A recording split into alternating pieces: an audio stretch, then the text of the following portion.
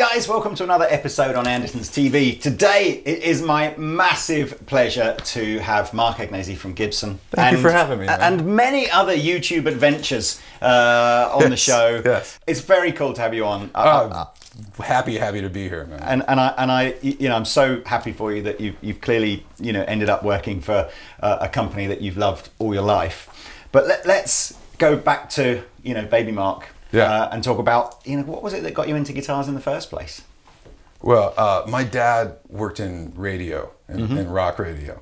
So from a very, very young age, I was at a lot of shows, and I saw a lot of bands and guitar players. And if I had to pin it back to one thing, he brought home from the station, it was a VHS tape of like Poison's greatest video hits, and I think it was the video for Talk Dirty to Me. Yes. At the beginning, they just run down this row of BC Rich guitars, and CC DeVille's at the end, and he was playing a solo, and he threw the guitar and pulled another one out from behind his back and kept going. I'm like, I'm for, that's rad, and I want to start playing guitar.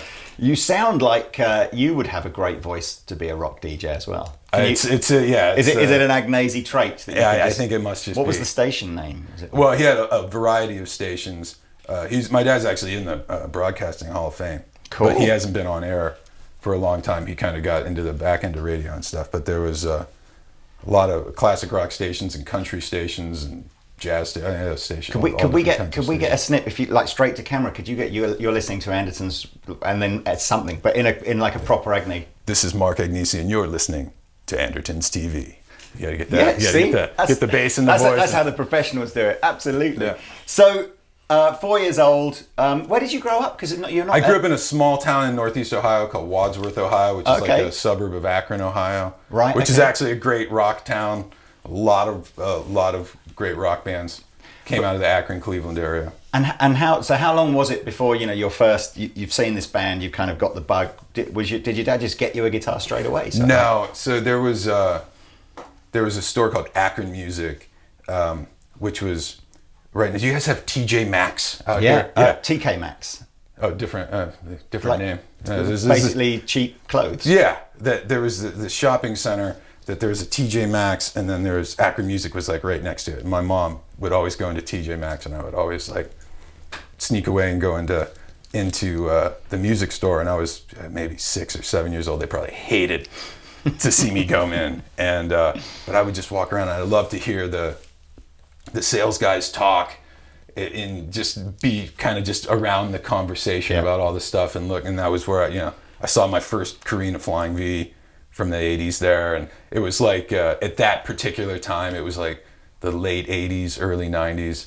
That was like all the designer series Gibson, like everything looked like a Scorpions music video. Everything had stripes and cool like graphics and stuff on it, and I just thought it was the coolest thing ever. And I think my dad just finally bought me a guitar because I just wouldn't shut up about it, and it was like I just. And who did you want to be? Did you want to be CC DeVille, or is it like kinda? Yeah, I set the bar pretty high right out of the chute. I liked all that stuff, and then, but I mean that was like Eddie Van Halen's in the prime right then. So it was like the guitar god at the time. I was like, and Metallica was like right when the Black Album was coming out. So like Kirk Hammett and Eddie Van Halen at that time were like those were my guys. Cool. And so from getting the guitar, were you naturally talented off the bat, or Definitely not. No, no, definitely. So what happened musically through your sort of teenage years then? Well, I mean, I started taking lessons like you do, and you learn chords and stuff, and then you get bored with it, and then Van Halen came to town, and my dad, at the radio station, we always had tickets to stuff. So, and I got to go backstage, and I met Eddie Van Halen. I got my picture taken with Eddie Van Halen. And watched him play that night, watched him do the guitar solo, and we had really, I was like right in front of him watching him do it. And the next day it was like, it was on. And, and then it just practice. never put it down again after that. And did you go through any kind of music college, or what, did you try and have a career as a No, I pretty much player, stopped taking lessons at that point and just started learning songs and started playing in bands and started making records and started doing all that stuff. I did go to a school called Belmont University, which is in Nashville. Which is a big music school, Yeah, but yeah. I actually majored in music business instead of music. Right. Okay. Which is why I don't know how to. I don't know any technical theory. I can't read music. I can't do any of that so stuff. that's interesting because even at a relatively early age, were you aware that maybe the music industry, as far as a player is concerned, it's only ever really that top 0.5% of people that and you wanted a broader sort of education? I thought if I get a degree in music, that is not going to help my chances of becoming a rock star any more than anything else. So I focused on the business side of it and the marketing side of it and all that kind of stuff, and stayed close to it and kept playing. I feel like I have just the same shot as any of the kids that are majoring in music. But I actually have a degree. Yeah. When I get out of here. Yeah. Useful music business degrees anymore. Which is funny because when I got there to study music business, my freshman year is when Napster came out. So that was poignant. So my 4 years through my music business degree was when nobody knew what was going to happen. This is pre-iTunes. This is pre-iPod. This is we were figuring out how can we make money on ringtones. It's all about ringtones. That was it was before the whole industry as we know it now. So it was and was there a period in your life in your 20s where you were just making a living from being a guitar player? No, I can we find some amazing footage of you in a band? There might still be some stuff. I just did sideband gigs. I played with all sorts of different. I played country music. I played blues. I played rock. I played whatever. I was in 3 or 4 bands at a time. That was when I moved to LA, and it takes a lot of $75 gigs to pay rent in LA. So you gotta stay busy. Which is kind of how I fell into the buying and selling guitars, and then ultimately how I fell into music retail. So from Belmont, you moved to LA. I moved to LA. We had a satellite campus there that I did my last semester in, and then we flew back to graduate and never turned back. And, just moved to LA. Didn't know anybody. Didn't have any money. Didn't have anything, and we just started. Myself and my best friend Josh. We both moved from Nashville to LA.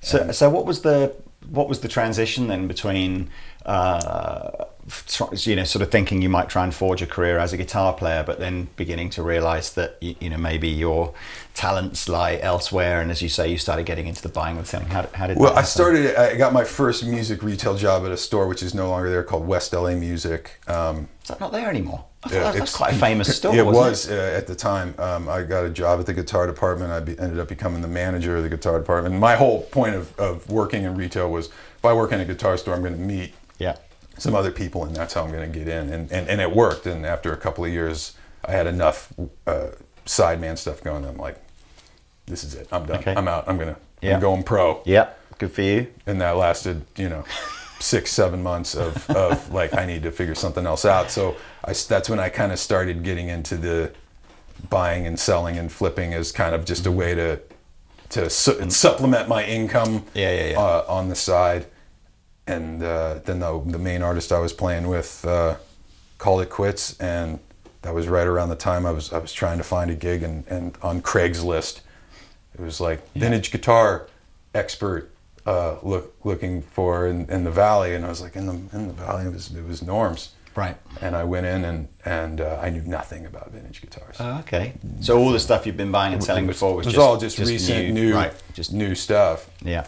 The Jimmy Page Les Paul would come out, and my friends at West LA would give me a deal on it, and then I'd stick it up on eBay and try and move it, kind of stuff. I kind of faked my way into that. Was Norm's as sort of well known then as it is now, or but in a different way. There wasn't really the internet presence that it is now, but Norm's was one of the most famous vintage guitar stores still back then, especially here in Japan, and magazines and art. There was so much stuff about Norm's. It just hadn't crossed into the digital. What did you manage to say to Norm then to convince him to give you a job if you weren't kind of expert? Well, he was going through models, and I could, that's a that, and it was oh, okay, cool. And I think at that point he just needed somebody, and I became the general manager of the store and started getting my education in the nuance of vintage guitars. I knew the models and I knew all that stuff, but the nuance of the details of year to year and all that kind of stuff was really on the job training. Was that because I get the sense that. So what year did you start in Norms? I'm about my 10-year anniversary of working there is a couple. If I would have stayed with it, so I started working there in 2009. Right. So the vintage thing was already at least 10 years into its thing, wasn't it? At that point, it was big already. It was big, but it was depressed. That was kind of right around the financial the crash, and all the prices had kind of come down, and there was some stuff in the store that we were upside down in, because just Les Paul Juniors were going for like $12,000, and then all of a sudden they were worth $5 again, and we were paying $7,500 for them because they were worth $12. And so there was that first year was kind of an adjustment period, but that's how I got to know a lot of European dealers and Japanese, because the dollar was so worthless at the time. 45% of our business was all export going overseas.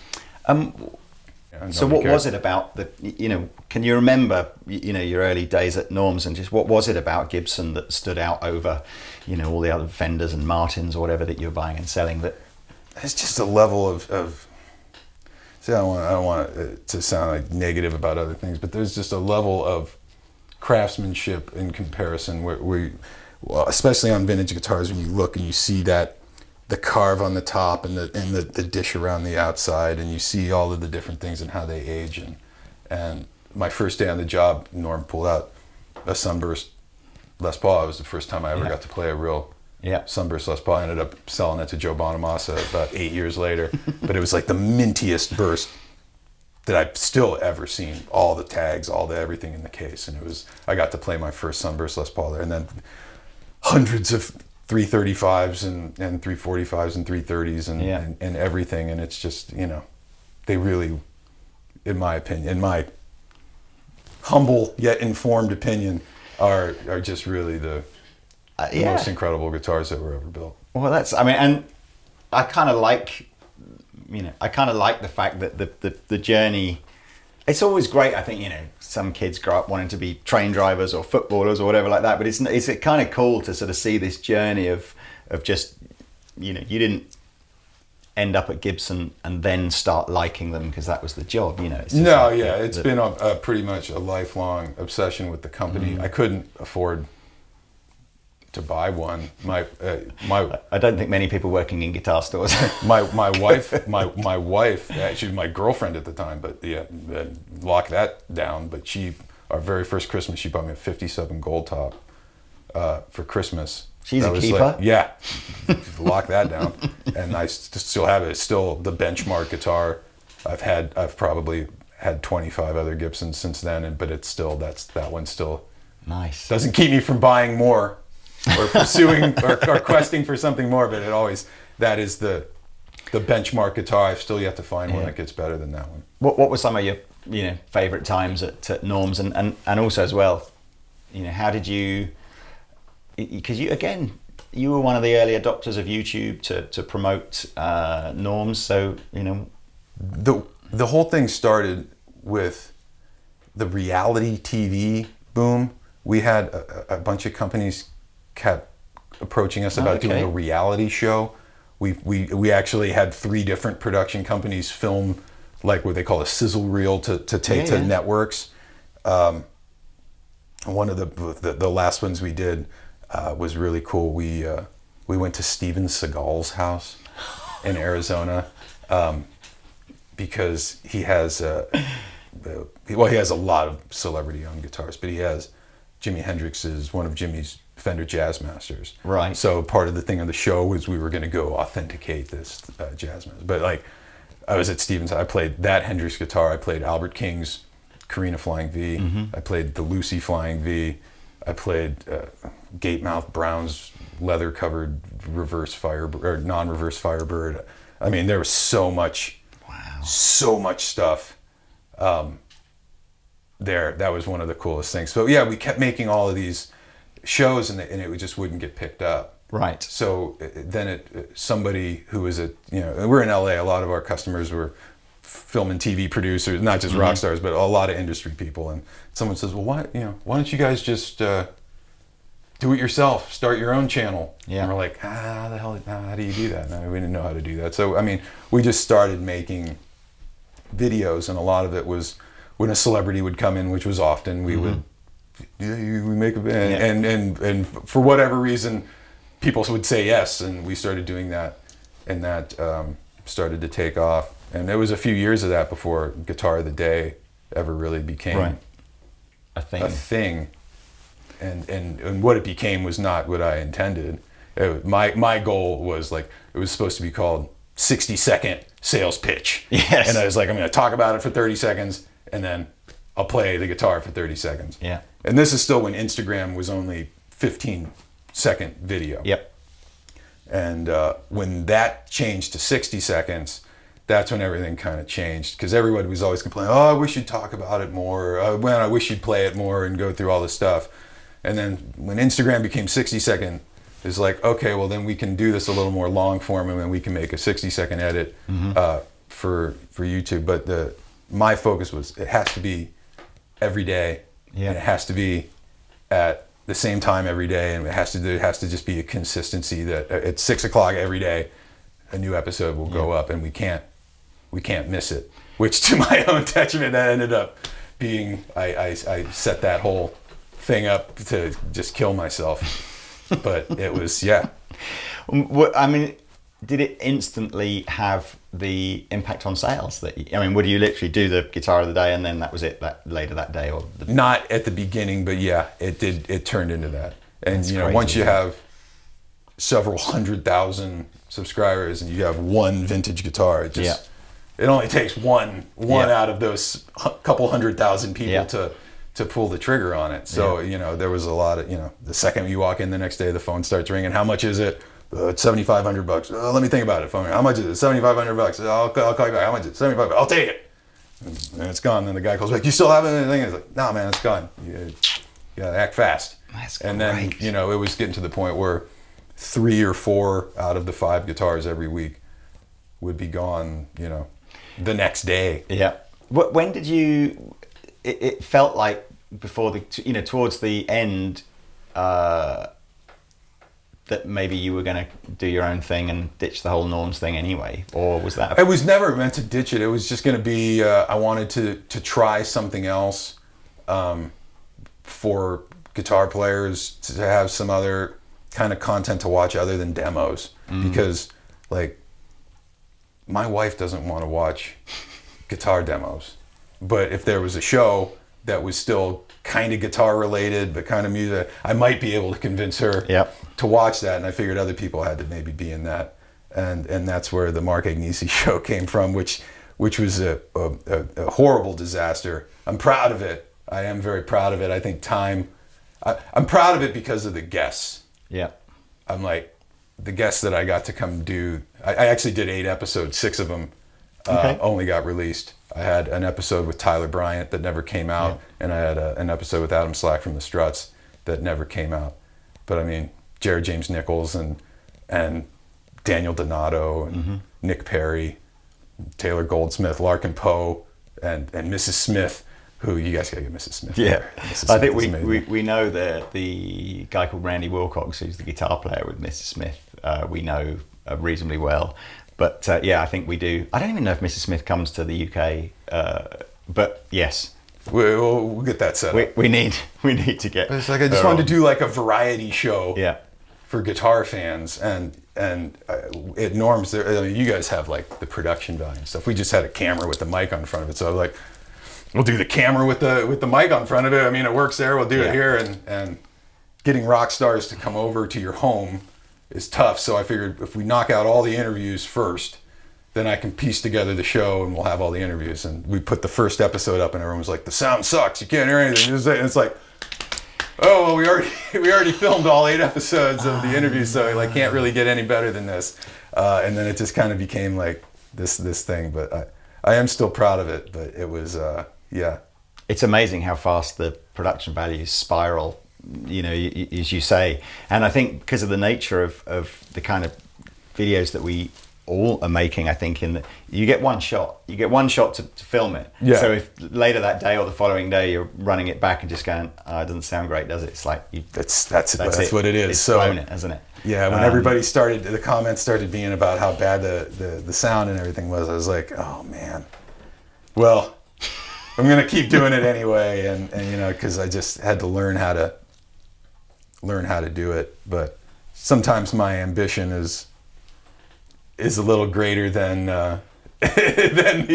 my talent or my production. But, I think you have to aspire to something. And I'm also a massive believer on YouTube that for us, it's content is the most important thing, and the production value of it is almost driven by necessity. It's almost like, if the content is good, there's an expectation that the production value should be good. But the reality is, if the content's crap, it doesn't matter how good it looks. The production value is.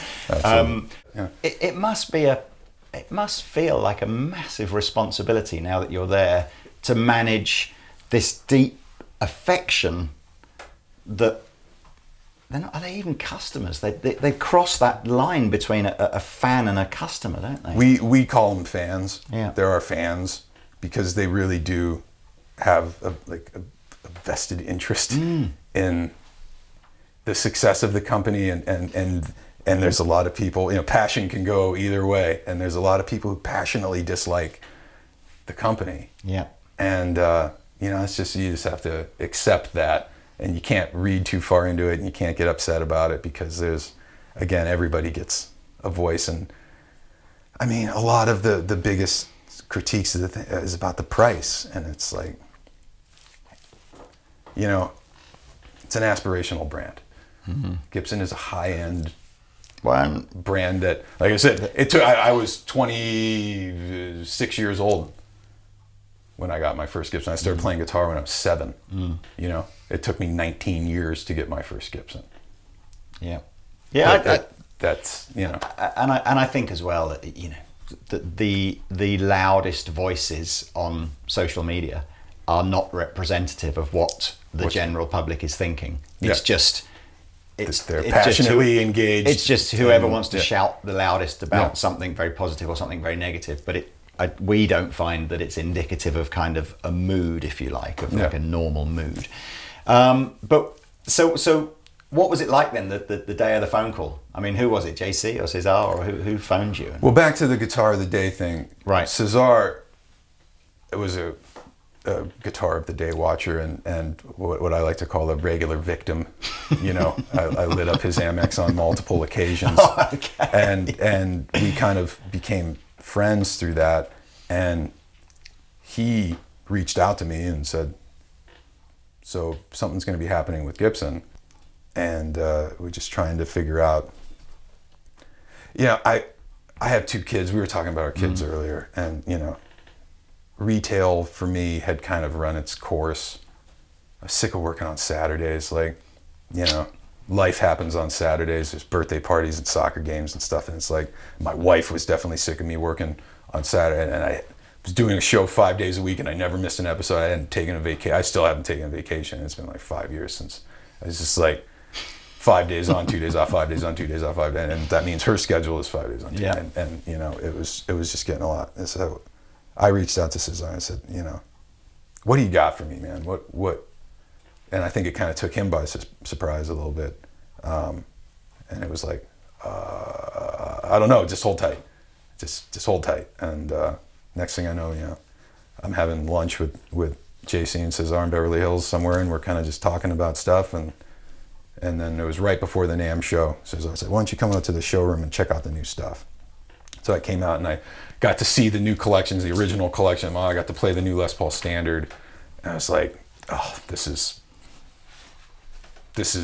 it. And then they kind of hit me with the job, and it was like, I still thought I was going to be in LA. Right. And then that was when they kind of let me know, we got some other things too with the job that, you're going to have to be in Nashville. And it was like, I believed in it, man. I wouldn't have moved my family all the way across if I didn't believe in what we have going on right now. So that was that was kind of how it happened. So what is the you know, that you do you are you consciously, is the sort of day-to-day role thinking about the now and looking at, you know, this is what social media looks like now, and this is the way in which I think Gibson needs to be represented through those channels, or is it much more strategic and thinking what even is the platform we're going to be able to communicate via? I don't even 5 years deal time, with the social media stuff. Right. That's not my job. We have a person that handles socials.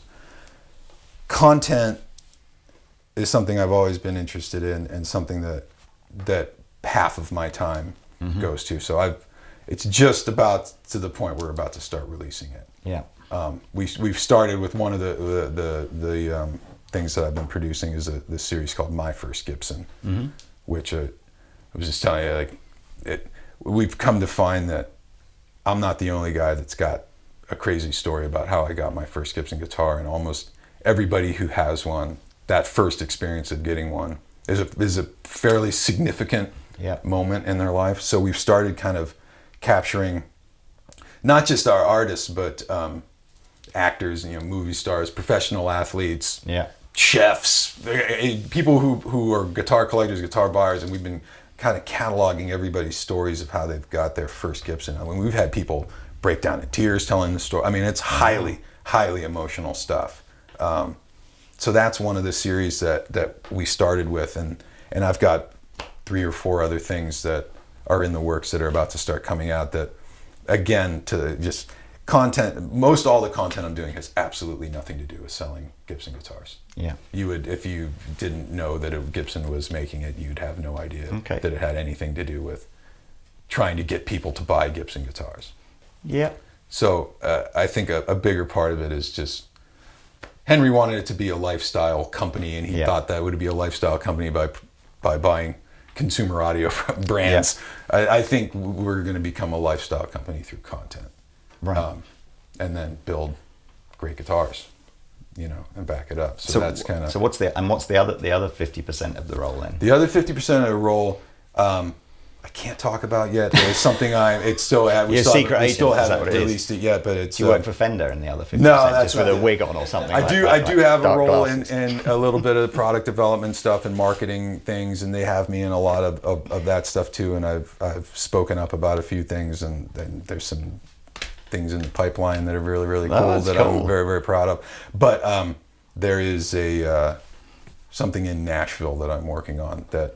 Will be kind of a first for the industry, and definitely a first for me as well. But I've just kind of started that, and more will be revealed on that come NAMM show. Oh, that's exciting. Winter NAMM. So not far. I wish I could tell you all about it. Fine. I'm so excited about it, but it's just we haven't really released what it is yet. But it'll be something to do with Gibson, presumably. Yes, so it'll be something to do with all Gibson brands. Right. You know, Gibson Custom, Epiphone, Kramer. And we were talking about Kramer. We were hanging out last night. So I have, you know, most of my thought process is not on Gibson right now, because Gibson is firing really on all cylinders right now. We got the product mix right, and it's just trying to keep up with demand at this point. And doing a terrible job of keeping up with demand, if I do say so myself. You know, if you read the stuff on the internet, you'd think that we're still bankrupt, but man, you go in the warehouse, you can see to the other wall. There's no stock in there, but there is none. Right now, my excitement is about Epiphone and Kramer. Kramer's, I mean, that was when we hit Winter NAMM, because it's Kramer and Steinberger were always, even through the Henry, you know, reign, were always in the catalogue, but usually with zero effort. Couple of crappy low price models, and that was it. That was it. You know, and when we went to NAMM, and we obviously this Winter NAMM, and right at that time, the whole takeover was still pretty fresh, and we were all excited about meeting JC and Cesar and all that kind of stuff. And the NAMM stand was like, whoa, this is completely different level to what Gibson have done at the NAMM show for the last few years. As you say, there's no consumer audio products. There's no. They weren't even there the year before. Exactly. There's no sunburst speakers. It's like, what are you doing? Yeah. But Epiphone was like, okay, somebody's taking Epiphone seriously because there's like 10 new artist models and, you know, some serious players here that are putting their name behind that brand. And then the next table, which was just like, and Kramer's properly back. And it was just like looking at all these, and I, you know, the guys will know I was a massive Richie Sambora fan. Still am a massive Richie Sambora Star. Yeah, and you know, I'm sort of going, there it is, you know, so I remember all that. And I'm super excited about that. And even Steinberger, sorry.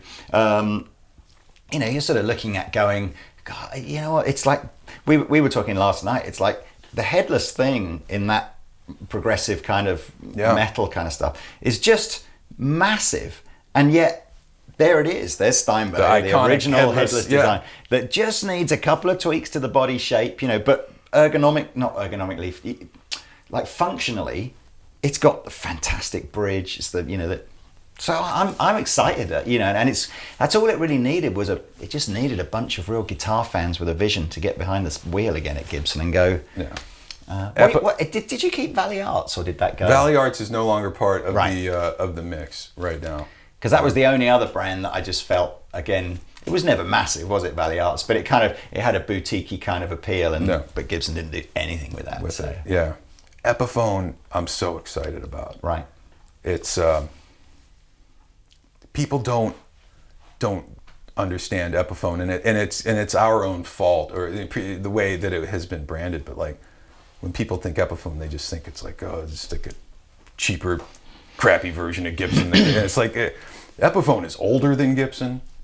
Epiphone was far cooler than Gibson in the 30s, 40s, and 50s. I mean, they were the hit brand. We were the, you know, we were made in Kalamazoo, Michigan. They were made 14th Street, New York, and they had all the cool jazz guys, and they had cool names, and they had cool models, and, you know, it's such a cool brand. And then when you get into Gibson's ownership of Epiphone in the late 50s, they had this whole line of iconic models with, you know, Coronets and Wilshires and Crestwoods and Casinos and Rivieras and Sheratons, and then all the flat tops.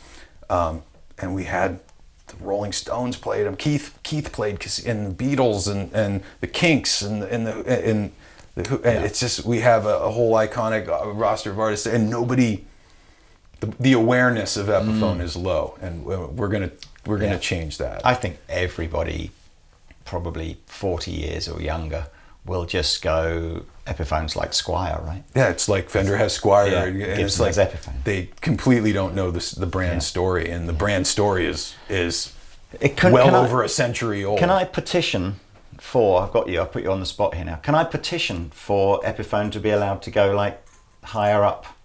I still think Epiphone gets its arse, well, there's that, I don't know in America what the price translate to, but in that sort of like $500 to $1,000 or £500 to £1,000, where Epiphone kind of doesn't really go. It's like such a missed opportunity for me to make an unbelievably high-spec'd but Far Eastern guitar. And it almost seems Gibson would rather make a very low-spec'd USA model to fill those kind of price points than a really high-spec'd Epiphone. I've got to look like either this is all being edited out. There's so much stuff that I can't talk about, man. There's so much stuff that I cannot talk about. So this is Winter NAMMs. I'm going to be super stoked to be on the Gibson stand at Winter NAMM. Is that what you're saying? Get ready for what's coming with Epiphone. Like I said, my excitement right now, I get up every morning thinking about Epiphone guitars. And I want everybody out there to be thinking about Epiphone guitars. You have too. Epiphone morning glory, is that what you're saying? I do. I wake up in the morning and go, oh, that's fantastic. It's gonna Epiphone. What a thought. It's such an iconic brand. Where Gibson is iconic and aspirational, Epiphone is iconic and accessible. Yes. And we just need to, we are putting the focus again on the right mix of products, and at all price points. Yeah, for sure. At all price points, let's just say. Well, I think in fairness, you know, if you take a product like Squier Classic Vibe, you know, that brand has kind of established itself as a really respectable, affordable guitar. There's no reason why. I'm probably being a bit unkind. I actually think the current Epiphone Les Paul standard. Have you played the Jared James Nichols? Yes. It's $699. Like, dude, that guitar is a great insane. Guitar. Yeah, you're right. And the Bonamassa Firebird and the Bonamassa Amos Flying V and all of those guitars are just absolutely I remember Killer, when that killer guitars. Firebird, the Amos Firebird came out, and everyone was like, "Oh, Joe Bonamassa will never play one of those." And I went to see him at the Albert Hall, and he does like 2 or 3 numbers on that guitar, and you don't sit there going, "Doesn't sound as good as all the other guitars." It's just like, sound great. Yeah. So there's nothing wrong with those. Those guitars are killer. Killer guitars. What's your favorite guitar kind of in the current lineup? And we should really talk about this. Oh, the slash double neck. The guitar that we've had to have an armed guard standing by. Again, for the one of last those things 4 that I'm not days. necessarily sure if we're talking about yet, but Don't they worry. sent you one and we have it on a stand. And so this, it's I promise I won't release this video until this is a reveal. But look, we've got some custom shop stuff behind us. yeah. So 2 big the, things. The 60th anniversary Les Pauls. I've yet to see one that I didn't just go, oh, dude, look at that. And we're doing them in 10 different colors. Which you go 10 colors, but like literally every single color I've seen looks amazing. The tops have just been spectacular. The plastics are great. And they really are. They're exact. Like, I mean, over the last decade, any original Sunburst Les Paul that would come through Custom Shop gets a digital scan of the top and gets a digital scan of the neck profile. So, because people were going, oh, they don't carve the tops enough. And it's like, oh, you don't know anything about vintage guitars, do you? So this particular guitar, or all of the 60th anniversaries are based off of Joe's Carmelita. So this is the exact same. Because it does carve feel like a slightly as- shallower cast than you've seen on other Les Pauls. They're all different, man. Right. So that is the neck profile from Carmelita as well as the top carve. Which that became the spec for the 60th anniversary. But man, they're just nailing them. You grab the tobacco burst one, because I mean, look at the flame on that. If that's your thing, like It's real. Yeah, there's no Tiger plain stripe. tops on Yes. on the new 60th anniversaries. They're just absolutely killer. The pickups, the new burst buckers that they're putting in there, the unpotted Alnico 3s they're really, really good. Is the concept of collector's choice just done now, or will you? That ran its course, but a lot of what came out of that, which was great, was the attention to the details, like the plastics, and the composition of the plastics, getting the roll on the binding right on the neck, and the real uber nerd stuff that guys like us care about. I liked that kind of attention to detail. I liked the fact that almost every single guitar had its own unique sound, because I guess the pickups were from an era where they were all being scattered around different numbers of wines. And what I liked was, I know certainly in the past, you were able, if you had a particular collector's choice that you tried once and went, oh, that had this magical sound, you could spec through made to measure. Yeah, I you have can a Les still Paul, but like, have the again, ones that were on I that want the collector's top carve choice. from Nikki, or I want the neck profile from Donna, or I mean, we have all of that stuff. You can through made to measure, dude. You can get as nerded out as you want, and we'll nerd out with you. I mean, that's what literally half of my day is spent just nerding out on stuff. Oh, so what's better than one guitar? Yeah, two guitars. We were having fun. That it was the original concept of the double neck. What you should have is just both of them as a 6-string, and then if you open the case and the headstock's busted on one of them, you've still got the second one to play. and just make this really super long, so in no way, shape, or form is it susceptible. As you can see, it's got the simulated head. Hey man, what do you want? So come on. I mean, I guess everybody watching this will probably be going, I know the answer to this already, but tell us the story behind this then. So this is the new Slash EDS 1275, based on the guitar that he used through most of the Use Your Illusion tour in the 90s, which was a 1966 EDS 1275 that was refinished in black. We nailed it, man. And I was with him a couple weeks ago when he was in here signing all of them, and he's really, really stoked on this guitar. He likes it more than his original one. Just thinks it sounds better than the original one. And how many of these did you make? I believe it's like 125 of them. Right. Okay. Which, to see 125 double neck guitars all in a row was pretty cool. Well, there's going to be 125 lucky Slash fans, and they're all signed. We didn't do like a VOS run, and they're all aged. They're all signed. Well, I'm fairly sure this one is number 28. And this, I believe, is the very first one that came into Europe. I think you guys might be the first. So this is for sale, if you're quick. And then I believe we might be getting another one. But yeah, number 28. If that's you that ends up with this, you can keep this video as a memento and go, ooh, I like that one. Yes, I think you're going to have to be one of the more cash-rich Slash fans out there. But if you've got a spare sort of, I don't know, £9,000 or £10,000 lying around, burning a hole in your pocket, I highly recommend it. 2 necks for the price of one. Yeah. When you do the math, it's pretty good. It's like 4,500. Exactly.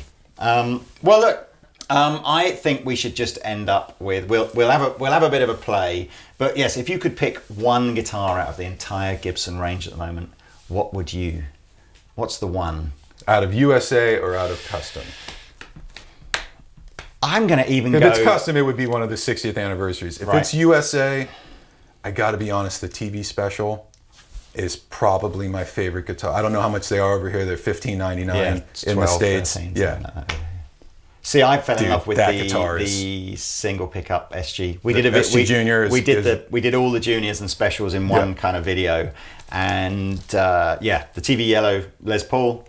But for me, I picked up this single pickup SG, and it was like made of paper mache or something. It's like it just didn't. And if you had it next to a vintage 1963 or 1964 SG Junior, you wouldn't be able to tell which one was which. It's one of those ones that just looks identical to the original. They're fairly inexpensive and they're just killer guitars. And the guitar that is out there somewhere for you, and if money was no object, what would it be? What's the best guitar when you were at Norm's or where, ever? I have an 80s Carina Flying V, but the real Carina stuff, I've probably played about 6 or 7 Carina guitars, including Amos. I sold Joe the Amos guitar at Norm's. And was that some of the special run 80s? I have one of the or like the 80. They did the set of the Modern, the Explorer, and I have the V. I got mine from John Shanks, and John got it from Joe Satriani. So that guitar's got some good provenance on it. Slightly weird in that the only time I've been to Norm's, which I went out with Rob Chapman and we filmed some video, and that was literally the guitar that Norm was getting out. I got this sort of general idea that he would have bought them in '85, put them in some sort of lockup, and then 30 years later sort of get. Yeah. And it was that we were playing those guitars. I'm fairly sure we were playing those guitars in that video, and that would have been about 3 or 4 years ago, maybe. No. Weird. So that really, I love it. But the original, I mean, we actually have at Gibson, we have an original '58 Carina Flying V right now, and I play it whenever it's possible. So that would be the one. Whenever I see that wedge-shaped case in the corner, I'm like, go plug this in again really quick. Awesome. I would take it over a Burst. I'll take a Carina V over a Burst. In my opinion, the Flying V is the most iconic electric guitar of all time, and I think it's the coolest. If you put 10 guitars on a stand and you told your kid which one of these is the coolest, I guarantee you every child in the world would go over and pick the Flying V. You might be right. Well, there's a debate for the comments section. There you go. Debate that. What's the most iconic guitar? Well, look, man, thank you so much for much fun, authentic honesty. Yeah, there you go. It's been absolute pleasure. There you go. Look, Gibson 2019. It's a new era for this company. Got some amazing people working there, making some amazing guitars. Epiphone 2020. Hashtag Epiphone 2020. Get ready. You heard it here first. Right. See you later, guys. Thanks for watching. Peace.